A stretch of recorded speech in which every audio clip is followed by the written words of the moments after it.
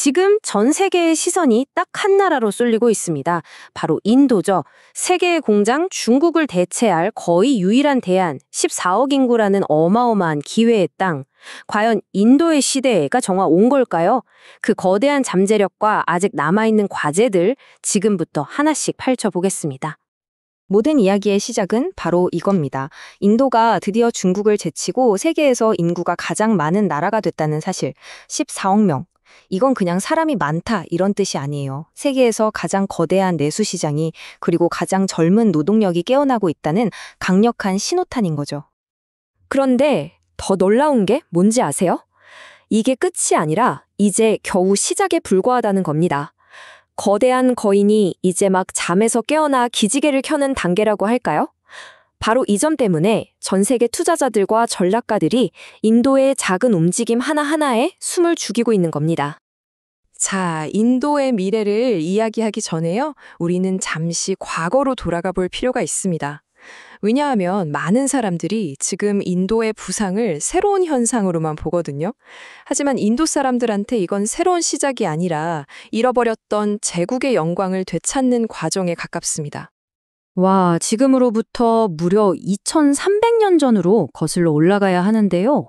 로마가 아직 공화정이었고 진시황이 중국을 통일하기도 전부터 인도에는 이미 마우리아 제국이라는 엄청난 통일 왕조가 있었습니다. 당시 전 세계 인구의 3분의 1을 차지했다니 상상이 되시나요? 그야말로 막강한 세력이었던 거죠. 자, 여기서 진짜 흥미로운 기록이 하나 나옵니다. 마우리아 제국의 전성기를 이끈 아소카 대왕이 바위에 직접 새겨놓은 업적인데요. 내용을 보니까 놀랍게도 그리스 왕의 이름이 떡하니 나오는 겁니다. 수천 킬로미터나 떨어진 서양 세계와도 교류를 했다, 이걸 과시한 거죠. 우리가 생각했던 것보다 고대 세계가 훨씬 더 긴밀하게 연결되어 있었다는, 소름 돋는 증거라고 할 수 있겠습니다. 자, 이제 현대로 쭉 넘어와 보겠습니다. 현대 인도를 얘기할 때 1991년, 이 해는 정말 절대 빼놓을 수가 없습니다. 나라가 망하기 직전의 위기가 오히려 거대한 변화를 이끌어낸 기폭제가 된 순간이었거든요. 11억 달러. 이게 감이 오시나요? 1991년 6월, 인도가 가지고 있던 외환 보유고가 딱 이 금액이었습니다. 이걸로는 고작 2주치 수입대금밖에 막을 수 없었어요. 말 그대로 국가 부도가 초읽기에 들어간 정말 절체절명의 순간이었던 겁니다. 이 벼랑 끝에서 인도는 엄청난 대수술을 감행합니다. 수십 년 동안 꽁꽁 닫아놨던 사회주의식 경제를 버리고 시장을 활짝 여는 대담한 결정을 내린 거죠. 그 결과요? 정말 놀라웠습니다. 닫혔던 문이 열리자마자 외국인 투자가 무려 30배 넘게 밀려 들어왔고 텅 비었던 외환 보유고는 다시 꽉 채워졌습니다. 1997년에 아시아 전체가 외환 위기로 휘청거릴 때도 인도가 굳건히 버틸 수 있었던 힘, 바로 이 1991년의 체질 개선 덕분이었습니다. 그리고 이 경제 성장이 인도를 완전히 다른 세상으로 데려다 놓습니다. 바로 디지털 혁명이죠. 인도는요, 아날로그 시대를 그냥 건너뛰고 바로 모바일 시대로 점프해버린 아주 특별한 케이스입니다. 이 속도는요, 숫자로 보면 입이 떡 벌어집니다. 불과 1년 만에 모바일 뱅킹 거래액이 30% 가까이 늘어났어요. 길거리 노점상부터 저 멀리 시골의 농부까지 수억 명의 금융생활이 은행 창고가 아니라 이 작은 스마트폰 화면 안으로 그냥 빨려 들어가고 있는 겁니다.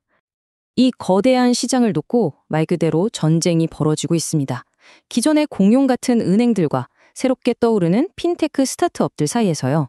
HDFC 같은 대형 은행은 오랜 신뢰를 무기로 종합 서비스를 내놓고 주피터 같은 스타트업은 MZ세대를 겨냥한 쉽고 편리한 서비스로 빠르게 파고들고 있죠. 바로 이 치열한 경쟁이 인도의 금융혁신을 이끄는 엔진이 되고 있는 겁니다. 자, 이제 시선을 인도의 미래, 그리고 세계 경제에서 인도가 맡게 될 역할로 돌려보죠. 가장 큰 질문은 이거겠죠? 과연 인도가 중국을 대신할 세계의 공장이 될 수 있을까? 인도의 외교 전략을 딱 한 단어로 요약하면 바로 이 다층적 제휴입니다. 이게 뭐냐면요. 옛날 냉전 시대처럼 너는 우리 편, 쟤는 적 이렇게 편 가르기를 하는 게 아니에요. 사안에 따라서 미국이랑도 손잡았다가 다른 문제에선 또 다른 나라랑 협력하는 굉장히 실용적인 방식인 거죠. 핵심은 어떤 관계에서든 우리한테 이득이 되는 걸 극대화하겠다. 바로 이겁니다. 인도의 미래를 들여다보면요. 정말 엄청난 기회랑 심각한 위기가 같이 보입니다. 동전의 양면 같죠? 한쪽에선 매년 수백만 명의 똑똑한 젊은이들이 쏟아져 나오고 이제 중국은 아니다 싶은 글로벌 기업들이 인도로 몰려들고 있어요. 그런데 다른 한쪽을 보면 공장에서 물건을 만들어도 한국까지 가져갈 도로가 엉망이고 공장 하나 지으려면 수십 군데에서 도장을 받아야 하는 그런 답답한 현실이 딱 버티고 있는 거죠. 자, 그럼 마지막으로 인도가 진짜 강대국이 되려면 밖이 아니라 안에서, 자기네 나라 안에서 해결해야 할 문제들이 뭔지 한번 짚어보겠습니다. 이게 사실 가장 근본적인 과제들이죠.